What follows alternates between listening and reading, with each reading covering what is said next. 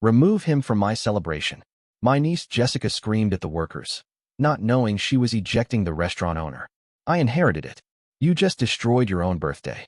She got escorted out in front of everyone. I, 34M, never thought I'd be writing this, but here we are. What happened at my niece's birthday party last weekend has left our entire family in chaos, and I'm still processing everything that went down. Let me start from the beginning. My brother passed away 3 years ago, leaving behind his daughter Jessica, who just turned 21. She's always been difficult. Spoiled doesn't even begin to cover it. My sister-in-law remarried within a year of my brother's death to some guy with money, and they've basically turned Jessica into a monster who thinks the world owes her everything. The restaurant in question belonged to my Uncle Tony, my dad's brother. He was this quiet, humble guy who worked his way up from washing dishes to owning one of the nicest Italian places in our city. Uncle Tony never married, never had kids, and treated me like his own son. I spent summers working there as a teenager, learning the business from the ground up. When Uncle Tony got sick last year, he made me promise to keep the restaurant running if anything happened to him. He passed away 6 months ago, and to everyone's shock, he left the entire business to me. The will reading was awkward because my sister-in-law had been dropping hints about how the restaurant would be perfect for Jessica's future, but Uncle Tony saw right through her gold-digging nature. Jessica had been planning this elaborate 21st birthday party for months. Her stepfather was footing the bill, and she wanted it at the fanciest place in town. When my sister-in-law called asking about booking our restaurant, I agreed, thinking it would be a nice family gesture. I quoted her our standard private party rate, which isn't cheap, but she didn't even blink. Here's where things get interesting. I deliberately didn't tell Jessica or her mother that I now own the place. Uncle Tony had always kept a low profile, and most people didn't know he was the owner. He preferred working in the kitchen, and customers usually dealt with our manager, Maria, for bookings and events. The day of the party, I decided to work the floor myself. I dressed in our standard server uniform, black pants, white shirt, black vest. Nothing fancy.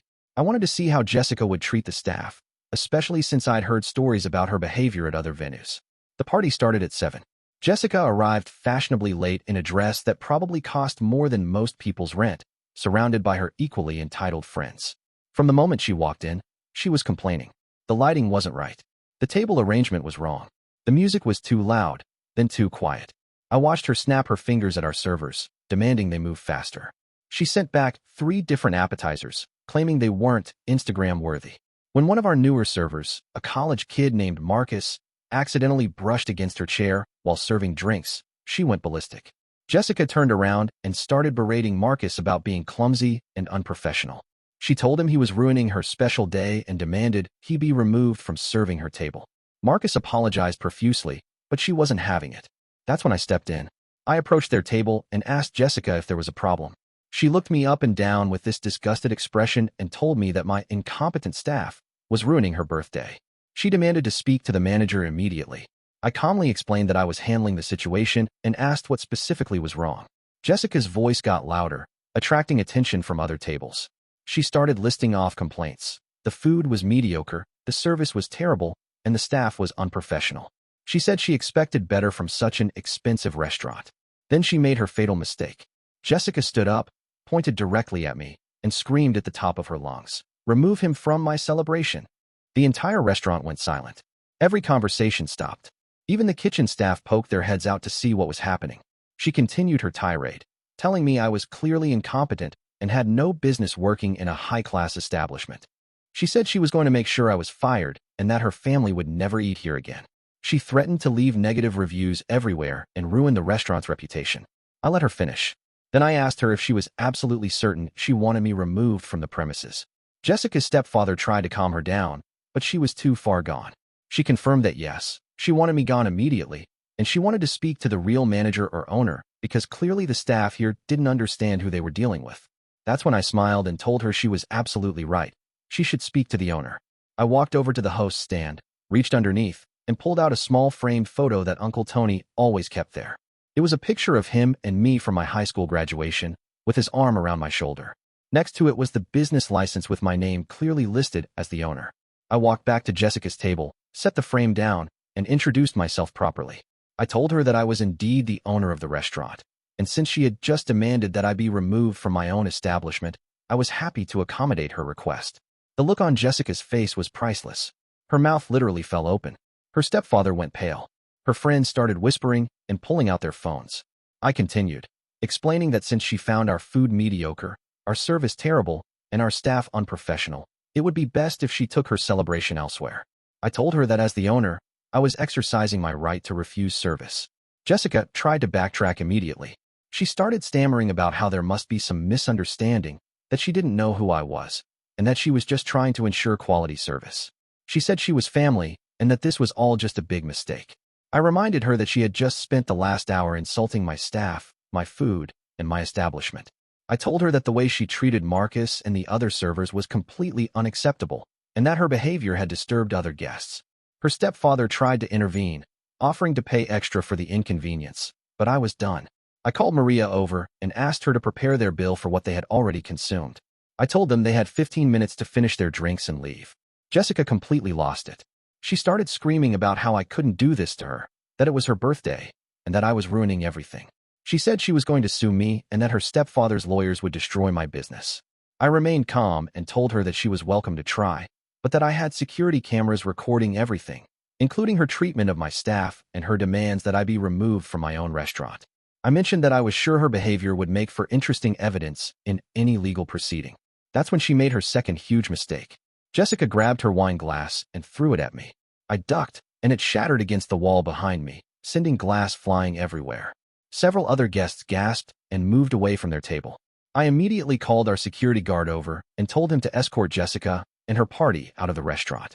I explained that she had just committed assault and destruction of property, and that they were no longer welcome on the premises. Jessica's stepfather was mortified. He kept apologizing and trying to pay for damages, but I told him the only thing I wanted was for them to leave immediately. He practically dragged Jessica toward the exit while she screamed about how I had ruined her birthday and that she would make me pay.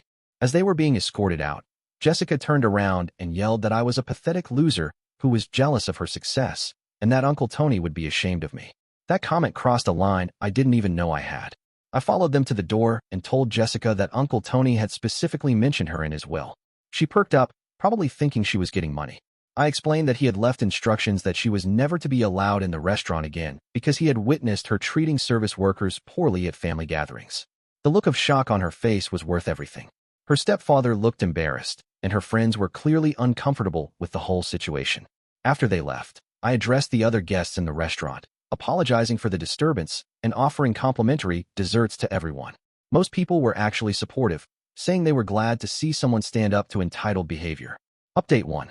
The fallout started almost immediately. Within an hour of getting home, I had angry text messages from my sister-in-law demanding an explanation. She said I had humiliated Jessica in front of all her friends and ruined her birthday celebration. I responded by sending her the security footage from the restaurant. The cameras had captured everything: Jessica's treatment of the staff, her demands that I be removed, and her throwing the wine glass. I told her that if she wanted to discuss the situation, she could watch the video first. She called me back 30 minutes later, much more subdued. She admitted that Jessica's behavior was inappropriate, but said I should have handled it differently, because we're family. She asked if we could work something out and maybe have a do-over party. I told her that Jessica was permanently banned from the restaurant, as per Uncle Tony's wishes, and that there would be no do-over. I explained that the way Jessica treated my staff was unacceptable, and that throwing a glass at me was assault. My sister-in-law got defensive again, saying that Jessica was just stressed about her birthday, and that young people make mistakes. She suggested that I was being vindictive because I was jealous of Jessica's lifestyle. That's when I lost my patience. I reminded her that Jessica is 21 years old, not a child, and that her behavior was inexcusable. I told her that if she couldn't see the problem with how her daughter treats service workers, then maybe she shouldn't be surprised when there are consequences. The next day, Jessica posted a long rant on social media about how I had ruined her birthday and abused my power as a restaurant owner.